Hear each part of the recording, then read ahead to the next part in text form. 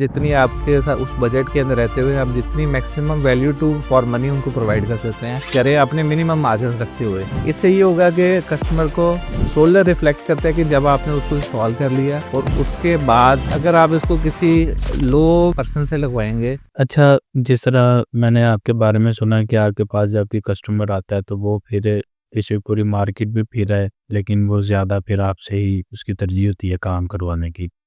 तो आप कस्टमर को किस तरह से मतलब डील करते हैं, या आपके ज़हन में उस टाइम क्या चीज़ होती है कि यार मैंने कस्टमर को इस तरीके के साथ मैंने डील करना है, हालाँकि आपके रेट्स भी मार्केट में ज़्यादा होते हैं और इसके बावजूद भी आप प्रोजेक्ट विन करते हैं, इसका क्या राज़ है?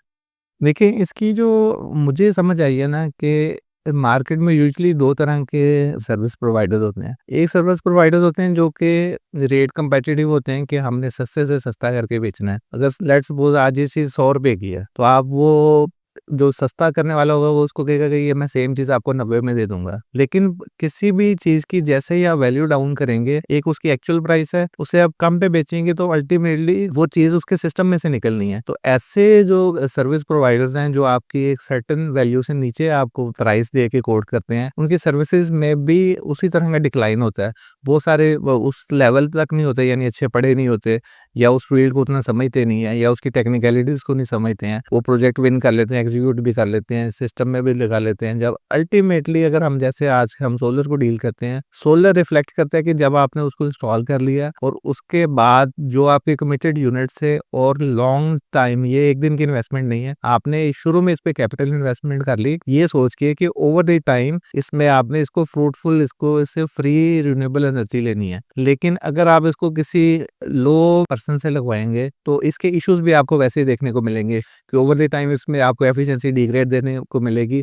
जैसे कि अगर आपने शुरू में आपने कैपिटल लगाई, इन्वेस्टमेंट लगा ली और ओवर द 2 साल आपका सिस्टम डिग्रेड हो गया या उसके जो इश्यूज आए उसको आप प्रॉपर्ली रिजॉल्व नहीं कर सके, या जिस टाइम आपका सिस्टम लग रहा था उस टाइम आपने उसके जो प्रॉपर लगाने के पैरामीटर से आपने उसको पूरे नहीं किए, तो ये चीज़ें सब मिला के उसकी एफिशिएंसी में कंट्रीब्यूट करती हैं। एक तरह के कस्टमर्स तो इस तरह के हैं और सर्विस प्रोवाइडर इस तरह के हैं, और जो दूसरी तरह के जो जिन पे मैं यकीन रखता हूँ कि आप जिस किसी का भी प्रोजेक्ट इंस्टॉल करें या किसी को भी सर्विस दें या प्रोडक्ट सप्लाई करें, आप उनको एक्चुअल और ट्रू सिनेरियो बताएं और उसके बाद जितना आप हो सकता है, जितनी आपके साथ उस बजट के अंदर रहते हुए आप जितनी maximum value to for money उनको प्रोवाइड कर सकते हैं, करें अपने मिनिमम मार्जिन रखते हुए। इससे ये होगा कि कस्टमर को मिनिमम मार्जिन्स पे अच्छी क्वालिटी मिलेगी, वो उससे आपको वो मज़ीद से मज़ीद रेफ़र करेंगे। जब आपको रेफ़रेंस बेस्ड काम मिलेगा, वो यूजुअली वॉक इन कस्टमर से ज़्यादा फ्रूटफुल होता है और उससे आपकी एक अच्छी रिप्यूट बनती है। तो ये हमने कुछ जब से हमने अपनी सर्विसेज़ प्रोवाइड करनी शुरू की हैं, इस टेक्नीक को फ़ॉलो किया है। अच्छा, आपका माशाल्लाह अब आपने इतने कस्टमर्स डील किए हैं, उनके साथ मीटिंग की है, तो आप कोई ऐसी कोई स्टेटमेंट कोई अभी दे सकते हैं कि कस्टमर को हम किस तरह से अपने एक स्केल पे नाप सकें कि ये कस्टमर इन फ्यूचर हमें पेमेंट की तरफ से नहीं तंग करेगा या और किसी तरफ से नहीं, कोई ऐसी कोई डीलिंग में कोई ऐसा पॉइंट आप हमें गाइड कर सकते हैं? देखिए, इसमें बहुत सारे मैटर्स हैं। यूजुअली जो कि डोमेस्टिक के यूज़र्स होते हैं ना, डोमेस्टिक हमारी इंस्टॉलेशंस होती हैं, इसके अंदर यूजुअली हमारे प्रोजेक्ट्स 5 मिलियन, 6 मिलियन, 10 मिलियन तक के होते हैं। तो इसमें जो हमारे बड़े प्रोजेक्ट्स हैं, वो यूजुअली जो हमारे कस्टमर्स हैं, उनके रिव्यूट देखी जाती है कि कैसे हैं और आप किस रेफरेंस उनसे काम ले रहे हैं और यूजुअली कितना आपने को उनको सप्लाई किया और कितने आपका बैलेंस यानी उनकी तरफ पेंडिंग है। उस बेस पे आपने आपको दूसरा अपनी सर्विसेज पे भी यकीन होता है।